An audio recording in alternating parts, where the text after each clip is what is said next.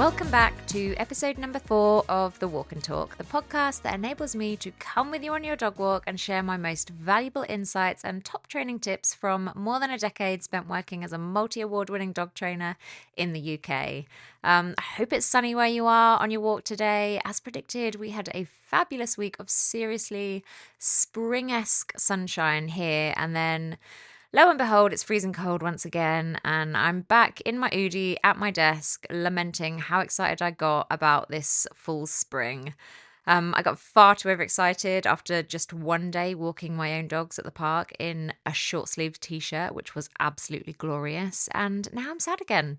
But hey, at least it is March. We are getting closer to warmer weather. I just need to pace myself on unpacking my shorts and my summer dresses and my flip-flops and hang on a little longer, which brings me onto the topic of this week's podcast, which is all about the value in patience when it comes to training our dogs. Whether that is obedience training, or we're training for a sport, or we're working through some kind of behavioral modification, it's always true that the fastest way to train a dog well is slowly. And I will die on this hill if I have to. So this week, I want to explore with you guys the reasons we often end up rushing our dogs beyond what is reasonable or effective when it comes to their training. What actually happens when we do this in terms of the effect not only on our dog's learning and potential rate of success, but on our own well-being too. Where the power in slowing down truly lies and the incredible benefits it actually has, and sharing my top tips and clear, actionable takeaways that you can go and implement in your everyday lifestyle and routine with your dog and your training schedule so that you can start seeing positive changes today. Now, it really is such a simple concept that can have a truly transformative effect on the results you achieve with your dog if you just surrender to a slower pace and engage your patience muscle, as opposed to hyperfixating on the end result and trying desperately to shortcut your way there, and then either never truly succeeding and dealing with the problem behavior. And then just you end up living with reactivity or living with separation anxiety or living with hyperactivity, despite feeling like you're always working on it, but you're just wading through treacle, or ending up abandoning any attempt to progress whatsoever out of frustration and exasperation and simply feeling like a failure. And once again, you end up just living with the problem whilst feeling doubly rubbish about the whole thing. The truth is, neither of those outcomes are necessary. So let's dive in and find out why and what we need to change the game for our dogs. So first of all, why are we rushing our training in the first place? Well, I'm going to tell you some of the most common culprits I see for this, and you can just check yourself as we go through and see how many of these you recognize in yourself or how many you can relate to in some way. So number one, there's a behavior problem that you've recognized in your dog, okay, and you feel pressured by external forces to get this problem fixed and quickly. Now, that can be as close to home as a partner who has simply lost patience with whatever it is. Let's say you have a 30k Labrador who pulls like an absolute tugboat on the lead, and your partner is like, right, I've had enough. I simply cannot walk that dog. It's killing my shoulder. It's embarrassing. This problem needs solving yesterday, or I'm just not walking the dog anymore.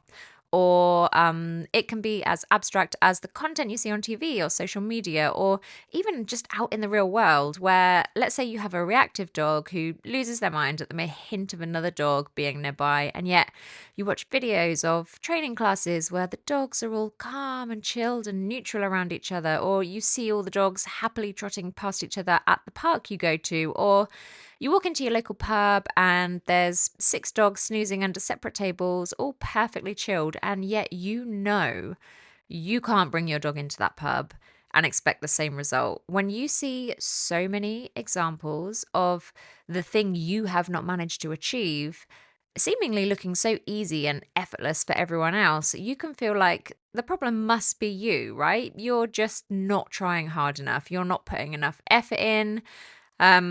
You don't know the right things to do. You're not giving your all to fixing this issue. And so you panic and you rush your dog into encounters they're not skilled up for yet. And then the cycle of reactivity just continues and you're both as frustrated as each other. The second thing a lot of people do is make direct comparisons between their dog's litter mates and their own dog, or the dogs their friends and family own, and simply fall prey to comparisonitis. In today's day and age with social media, the way it is now, it's actually really easy to be in contact with, or at least just to follow and see the pictures and the updates, the owners of your puppy's litter mates, which is, what's more comparable than that?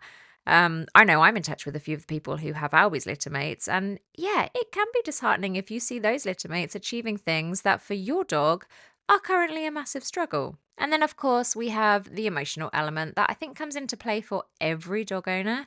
And I see it the most with owners of severely anxious or reactive dogs. And that is that you feel really sad or disappointed that you're not living the life with your dog that you had dreamed of. And so, in this desperate effort to get there, you just push too hard too soon. Now, ultimately, there can be a common but really misguided misconception that comes into play in all of these scenarios that if you are being patient, if you are being slow, if you are taking time out of your training, some time off maybe for any reason, then you are not doing enough. And by the way, there are plenty of circumstances in which actually taking a full break from something will lead to faster progress, ultimately, than no break at all. But we'll get onto that later.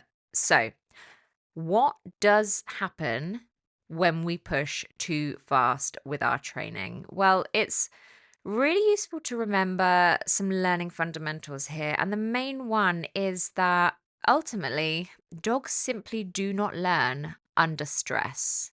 As I talk about so much with my reactive dog owners, whenever we're trying to teach a new behavior or condition a new response to something, we need to find that sweet spot where our dog is, yes, they're being challenged, but they are not overwhelmed or overstimulated or over threshold, because when they reach that state, the operating system of the brain essentially changes, and we switch them from a state in which they're capable of processing learning and laying down memories to a state in which they're functioning on a really basic survive or die modality, essentially. And even if we are able to get them to perform a repetition of that new behavior we're trying to teach, or get them to take the food, or whatever it is, it's fruitless, really, because there's no learning that's occurred in this state. It's like, okay, imagine you're at the fair playing a game where you have to throw ping pong balls into a bucket, let's say, to win a prize.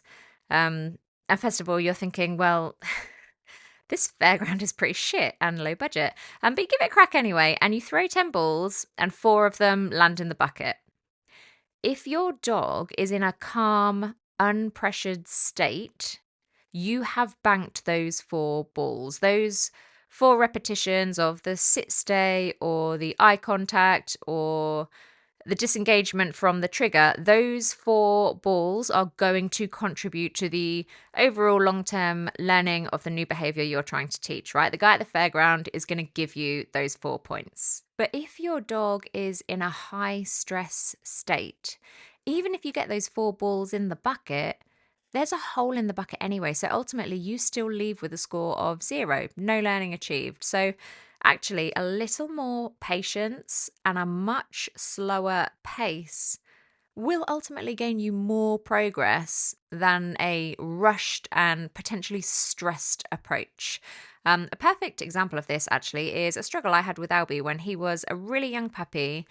And that is, he was pretty much petrified of going out on walks, like no other dog that I had ever owned.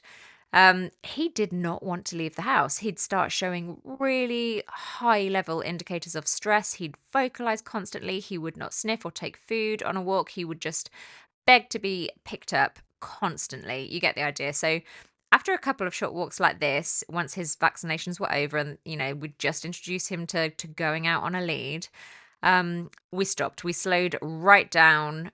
We paused completely. No walks. They're doing more harm than good, and he's not learning anything. And instead, we began with desensitizing the indicators of a walk. So we went right back to the beginning. So the harness and the lead. Then we introduced garden walks, even though he'd never actually shown any anxiety in the garden at all. He was quite happy with that, which is actually why it was the perfect place to start, right? Zero stress, maximum learning. And we introduced some confidence games out there in the garden. Then we moved those to the front of the house, the front driveway. And then after time, when we could see he was getting confident on the driveway and he was happy and he was banking that learning, then we moved those off the driveway to the footpath. There was a little transition here. We were like back and forth, so that he was never overwhelmed. And you get the idea. We always kept him under threshold, in a state where he was capable of learning, capable of banking the fact that he was safe and the world wasn't scary. And we progressed super slowly, but we constantly progressed. And ultimately, in the grand scheme of life, it didn't take very long at all. I can't remember now. I think maybe a week. Um, Maybe 2 weeks. I can't really remember. But it really wasn't long at all until he was just walking like a normal dog. He was happy to explore new environments. We went all over the place. We took him to parks. He'd walk along the roadside. He was absolutely fine. He's happy sniffing new scents, and he didn't want to be picked up or taken straight home. Again, that was all gone, and he was the happy, confident dog. That we wanted. And now, actually, I would say he's a really fantastic, really robust little dog. We live in a fairly busy city centre, and he takes traffic and passers by in his stride, which can so often be the case with dogs who have particular quirks or behaviour issues. Is that because you took the time to work so committedly through those issues?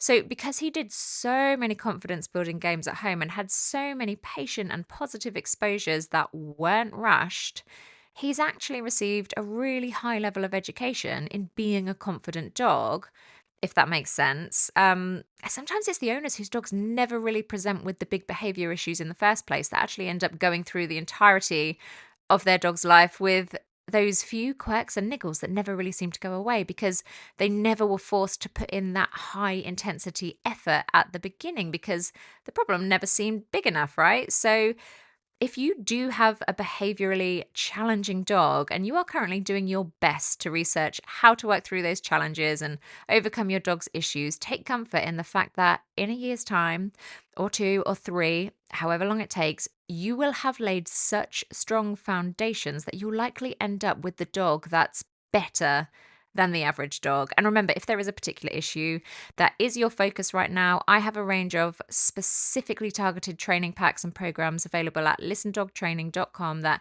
you can download, and they will guide you step by step, day by day, through plans designed to teach a reliable recall or transform reactivity or develop your dog's confidence or focus and lots more besides. If you have no idea where to start, or you're just the kind of person who loves structure and a plan, they might be the perfect fit for you. So now we appreciate why rushing is not the best course of action. Let's explore the power of slowing down and give you some actionable takeaways on how you can incorporate this. First of all, I want you to really cement this mindset shift because ultimately, patience has nothing to do with your dog and what they do. It has to come from you. So, bearing in mind everything I've already said, I want you to remember this. Stick it on your fridge, tattoo it on your forehead, whatever you need to do. But remember, don't tattoo it on your forehead, please. Slowing down your training will speed up your progress. So, when we take the time to build solid foundations, we progress more smoothly because nothing we do is fruitless. We ensure learning is maximized for every activity or effort we expend, and we don't have to waste any time going back and undoing mistakes we made because we rushed it. So, meet your dog at their current level, not where you want them to be, not what your end goal dream state is, and reward the tiny micro wins and celebrate them yourself as well instead of chasing those big unrealistic leaps.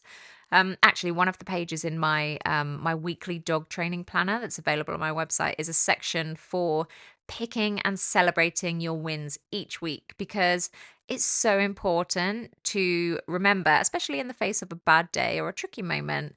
And we all have them. remember that you are making progress. It's never linear, but progress is progress, and no successful moment should be overlooked, in my opinion. For the sake of your mental health and your relationship with your dog, celebrate every win, no matter how small.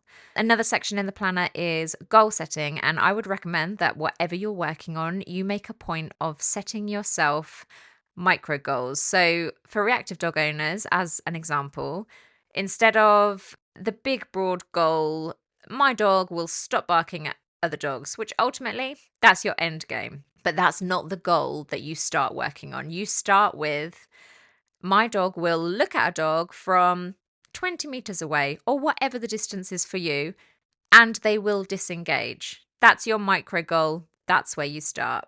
Another top tip would be to remember the 80-20 rule. So 80% of training should feel easy and successful for your dog, and 20% should be gently challenging. Not everything should be an overwhelming struggle. And remember to look for signs of true learning throughout your journey. So, can your dog actually repeat this behavior in different environments at different times without being coaxed? If not, you need to slow down and you need to go back. And remember to actively create space for learning as well for your dog. So incorporate plenty of breaks and decompression time. Ensure that his environment is as stress-free as possible. Give him lots of daily opportunities and outlets for play and just natural being a dog behaviors. And ensure he's fulfilled outside of his training and outside of what you're working on, so that you're setting up the perfect conditions for him to succeed with that goal. I really hope you found this episode helpful. Remember, you and your dog are exactly where you need to be right now. And even if that's ground zero, but you found this episode today and now you know how to approach your training going forward, then you've already progressed. If you need help with any of the behavioral issues mentioned in this podcast, like I said before, I have a wealth of training materials and resources that are instantly accessible on my website at listendogtraining.com, and I will link some in the show notes too. If you want to chat about the topic of this week's episode some more, feel free to come and find me on social media. I'm at Listen Dog Training on both Instagram and TikTok, and I would always be very happy to hear from you. That'd be amazing. If you enjoyed this episode and found it helpful, I would love, love, love it if you subscribed or just left a review. I get so excited every time a new review appears, and it's so easy to do. You don't need to log in, you don't need to do anything complicated. But for now, I will leave you to the rest of your dog walk, and I will see you same time next week.